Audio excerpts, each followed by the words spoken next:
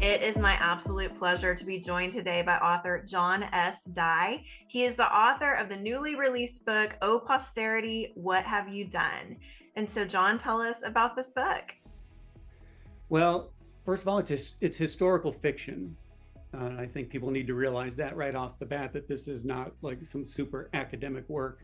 Um, but it does speculate an awful lot about what the founding fathers would think about today's society amongst the political turmoil, that we're experiencing this, in this day. So the essence of it is I have a group of founding fathers who are um, rolling over in their graves, so to speak, and they don't know why quite yet in the book, but they come to find out, between January 6th and the differences, between Democrats and Republicans, conservatives and liberals, and so forth in our country, that we are in the midst of a type of civil war, and they are just aghast at the whole thing because this is not what they intended at all, is what they see.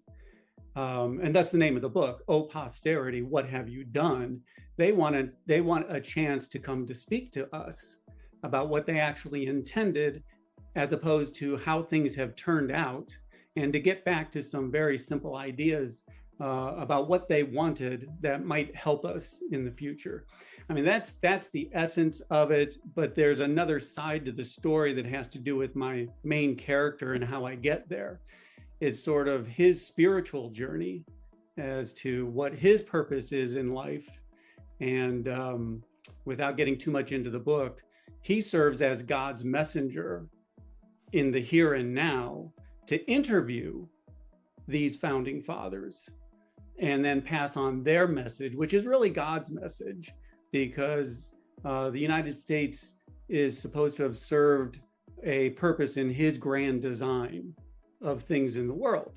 And God's kind of angry as well as to what posterity's done with his let's say divine creation, which is the United States. So it's that story of him being able to interview these founding fathers in a story that takes him on a journey of his own, that is a spiritual journey. Incredible. It sounds so fascinating. So, what was the main point of inspiration where you said, I have got to write this book? Well, first of all, I'm a United States history teacher, AP United States history, 35 years. And so part of it was not just teaching the facts of it all, but what this really means for us and how we incorporate it in our lives. And actually putting myself out there like like I would tell my students to do, and so it's like almost a personal challenge for myself. But it actually started back, I would say, back during the Clinton administration, during the Monica Lewinsky scandal. And everybody around me was saying, oh, the founders would be rolling over in their graves, you know? And even at that point in time, I thought to myself, oh, that would be a good topic for a book. That's a good idea for a book. And that was late 1990s. And that I just kind of cataloged that in the back of my brain and, and just put it there and set it aside. And then, of course, during the Trump administration, things really hit ahead, you know? And I kept thinking about it. And it was late in my career. And so around 2018, I started to get some ideas down on paper, and one thing led to another, and I just came up with this story. And, the inspiration was really the founders themselves were my inspiration about what I thought they really wanted versus how things had turned out, And my inspiration was like challenging people to think about the topic of freedom versus democracy, and how those are two totally separate ideas and how we get the two ideas confused. I think if that's just one idea that I can get across to everybody, and to think about it and maybe explore further what the founding fathers really wanted, and you can get back to some roots and get back to, what this country is supposed to be about versus the way it's turned out. And maybe we can do something about where we are at this point. So, I mean, that's the essence of it, of my inspiration. And also, I guess the feeling that so many people are floundering right now about their own purpose in life, you know, and where they fit into all of this. And that's where my main character comes in. So it's kind of serving the two purposes, and that really serves as both the purpose for writing the book and the inspiration for it, was where we are right now and what would our founding fathers have to say about it. So that's incredible, because I've often wondered what they would say if they were here. You know, just I'm a big history buff, and just we actually just went to Washington D.C. and you know, going to all those museums and learning even more about history and things. It's just I've wondered that as well. So I think your book is really intriguing. Is there anything else you'd like to share with us today about you, your book, or the message behind the book? Well, yeah, about the book, it's going to offend some people because they're the founding fathers and they're naturally going to be conservative, you know, and they come from the late 1700s.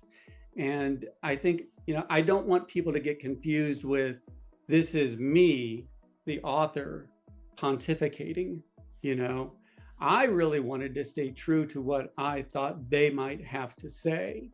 So sure, a lot of things I think they say I would agree with, and other things I don't necessarily agree with, but I had to try and be true to what I thought they would say, you know.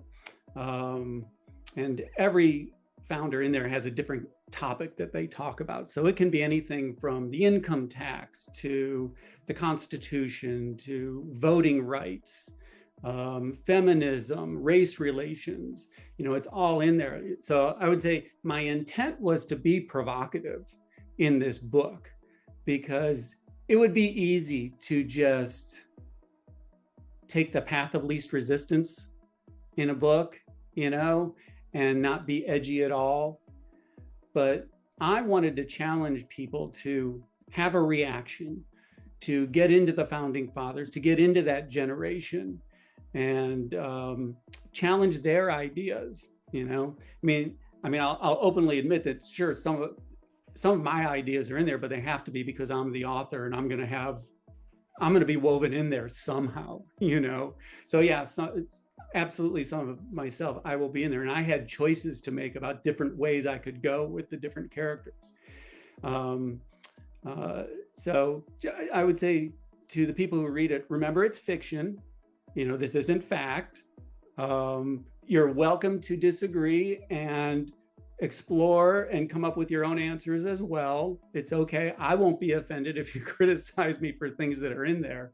But just understand it was meant to be provocative, and I hope it does that. I hope it really challenges people to, again, think about freedom versus democracy and what the purpose of the United States is in the world, you know, and challenge people to think about their own role in all of this in their lives. If I do any of that, then I consider it, a success, and I've done what I've intended to do, and the book does what it's intended to do.